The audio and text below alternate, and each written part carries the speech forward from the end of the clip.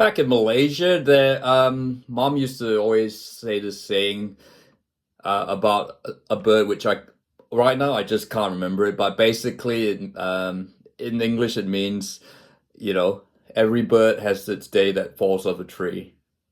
Well, I think actually, you know what? I've actually marked that up. Michael Slater is back in police custody with domestic violence included in a string of new charges added to his case. He was marched into court this morning, where he's expected to make a bail application in Queensland. Over 19 charges relating to assault, strangulation and stalking laid between December and last Friday. There's this little town in New South Wales called Wagga Wagga, which has produced, which for some bizarre reason, or maybe not surprising because there's not really a whole lot to do in Wagga Wagga, it has produced some of the best cricketers that Australia's ever had. One of them, of course, is Sir Michael Slater. Michael Jonathan Slater, born 21st February 1970, was one of the few Test cricketers that Wagga Wagga contributed to the Australian cricket team. He made his Test debut for Australia against England in 1993, and he went on to have a long career with the Australian Test, with wearing the baggy green. Even played a couple, and also played a couple. Also took part in the one-day international in the ODI team. Of course, you got to remember this is pre-T20. He was part of the Australian the Australian side that finished runners-up in the 1996 Cricket World Cup final that they lost to Sri Lanka in Lahore. But yeah, look, a specialist right-handed batsman who, yes, he can bowl right arm medium pace, although and he does actually have a Test wicket from the 74 Test matches he played for Australia. 5,312 runs scored with a batting average of 42.83. 14 Test hundreds, including one which stands out. It's the 100 he scored against England at the Sydney Cricket Ground, and also for New Zealand fans, there's 100 he got, I think it was at the Adelaide Oval, and 21 50s. His top score was 219. Michael Slater was part of that great New South Wales team of the 1990s, that had likes of Mark Taylor, Mark Waugh, the twins. No, not Shane Warne, he's Victorian. And yeah, so he was a mainstay of the side right up until the start of the 21st century. When, of course, 2000, the 2001 Ashes in England, it was at that stage where he started that tour pretty well. He hit Darren Gore all over the park in that first Test, but after that his form started to dip, and at that stage, of course, he was opening the batting with Queenslander Matthew Hayden, and Justin Langer was sort of pushing to get into that Test team. And eventually the selectors, during the Ashes, they make the big decision to drop Michael Slater for Justin Langer, and that was pretty much the end of Michael Slater's Test career, and arguably his Australian cricket career, because by that he hadn't played an ODI since 1997, and as it transpired, it was this was the first sign that there was a lot going on with Michael Slater, but I'll talk about that in a bit.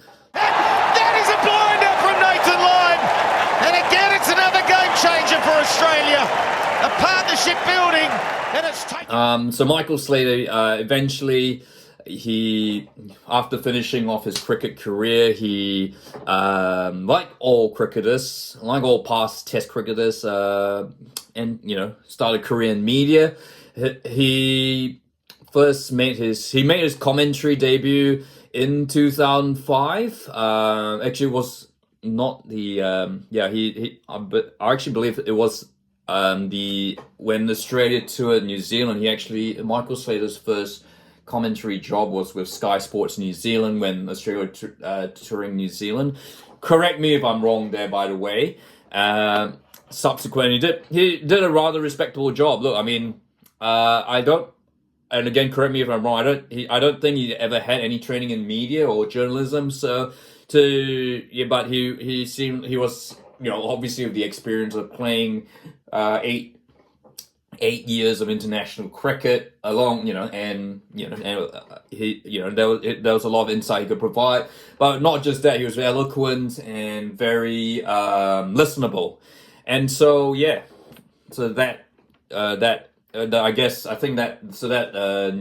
Zealand tour arguably was a great audition. He ended up being picked up by Channel 4 in the UK for their coverage of the 2005 Ashes series, which is another story in itself, which, I can't believe that it's 19 years ago. That's, remains one of probably the greatest test series of all time. And Michael Slater did a really, really fantastic job for that Channel 4 team. So much so that Channel 9, of course, they were the kings. They were the kings of Australian sports broadcasting. They had held the cricket broadcast coverage for, pretty much since the beginning of time. He joined their cricket commentary team. Of course, at that stage, they still had the late Richie Beno, Tony Gregg, Chappelli, etc. From that, it was the start of what would prove to be a flourishing media career. Not besides cricket commentary, he was doing health and lifestyle programs and Dancing with the Stars and weekend programs. Think Mark Richardson. New Zealand, think Mark Richardson, of course, another opening test batsman who has actually gone on to have a media career that is probably likely to be more well remembered than his cricketing career, if I'm to be perfectly honest. But of course, cricket commentary was his main gig. Upside, and he did that pretty much every summer for Channel 9. Complemented that, along to he covered the Olympics for Channel 9, in London, and even delved a bit of league. And then, of course, in 2018, Channel 9 lost the rights to broadcast Australian cricket to Channel 7 and Fox. Michael Slater ended up being picked up and go to and join 7 Network. Not to do Test cricket in the Big Bash League, but it was sort of around this time. I guess this was sort of the beginning of the troubles. I guess with Michael Slater, he's always had. I guess that he has never strayed out of the limelight for the wrong reasons, but I guess certainly in more recent time, I guess it started in 2021. He went over to India to commentate on the IPL, and was very critical of the Australia's COVID-19 travel restrictions, which, as were Australia and New Zealand had one of the strictest restrictions and quarantine rules in the world. Even did a tweet tweet about Scott Morrison saying he had blood on his hands, which raised a lot of backlash. And certainly with 7 Network, he was subsequently fired and, axed, got cited, and they conveniently cited budget restraints. You got to remember, of course, 7 were the free-to-air network. Fox was broadcasting the Test, the Test and One Days for Australia. So there was some silly budget restraint, but really, it's and since then, and look, I guess this is the sort of time perhaps why a lot of people were starting to wonder, including myself, where's Michael Slater gone? And look, because I don't obviously there are cases that are in court. I don't want to comment, but there's certainly been charges of assault, domestic violence, and there's been that case of him being kicked off a plane, a domestic Qantas flight. Amongst other things. And look, I'm not going to comment because obviously a lot of these cases are active, so I shan't. But basically, essentially, that's there's been this big dark shadow that's hung over Michael Slater in the last couple of years, which is why he's certainly pretty much disappeared from all our TV screens. Yeah, and even in Wagga Wagga, Michael Slater's decline has been very evident. Of course, the latest news, which probably triggered this video, was the news that the ground name Michael Slater Oval will be renamed. The Michael Slater name will be taken off and will be assigned a different name. It'll be another Australian actually will don that name. It's in light, of course. There had been some protests, of course, and certainly that has got to the local MP demanding that the name be changed in light of all the charges. And I guess which is understandable.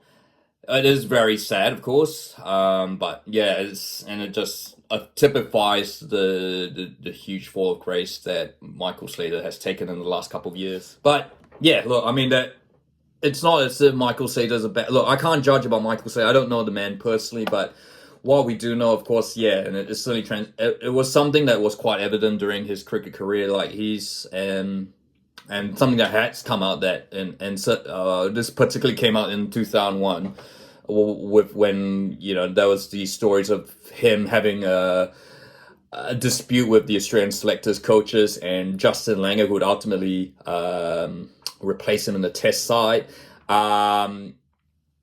He subsequently revealed that he suffered from manic depression and bipolar disorder, and that certainly led to one of the contributing reasons to the slump and form that subsequently forced him out of professional cricket. And I guess he's had to maintain that, and I guess it's a rather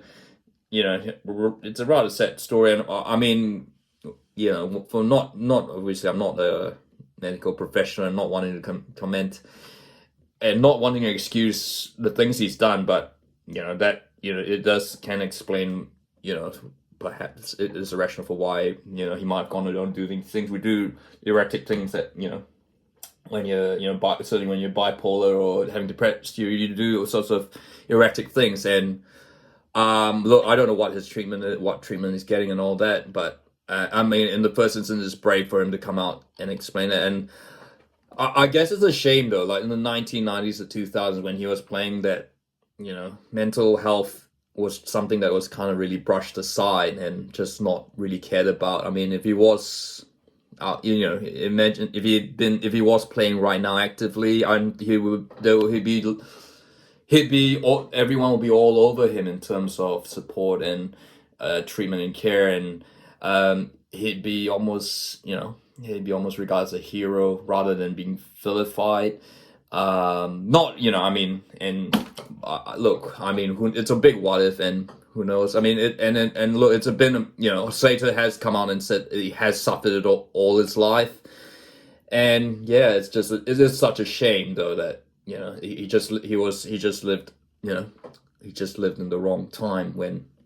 So it's rather sad. And I guess it's a lesson, like just never assume these things don't really come up just because it's a lesson to not cast judgment before without knowing all the facts. And certainly, look, I don't know Michael Slater from apart from his Wikipedia page, all the cricket highlights that we've seen, but it is quite clear like there has been a lot of issues there which affected him all his life. And I just want to say, wish him all the best, that he gets the help that he needs and the support, look, I mean, there's been certainly some issues there, like, that have, resulted in him being charged. And I'm not, not obviously a legal expert, or a criminal expert. I don't want to go into those, but I really certainly hope he gets all the help he can get, and that that the truth, justice, whatever,